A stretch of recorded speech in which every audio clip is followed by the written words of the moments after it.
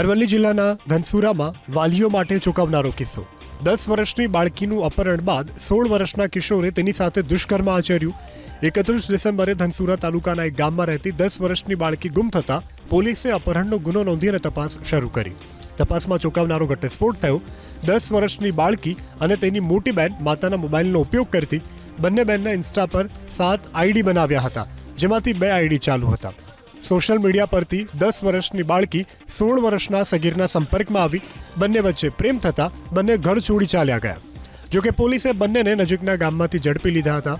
બાદમાં પોલીસે બાળકી અને કિશોરનું મેડિકલ ચેકઅપ કરાવ્યું, જેમાં બાળકી પર દુષ્કર્મ થયાનું ખુલ્યું। હાલ પોલીસે સગીરની સામે ગુનો નોંધી ઓબ્ઝર્વેશન સેન્ટર ખાતે મોકલી દીધો છે। જામનગરમાં ચાલ્યું દાદાનું બુલડોઝર। સામૂહિક દુષ્કર્મના કેસના આરોપીના 2 મકાન તોડી પાડવામાં આવ્યા।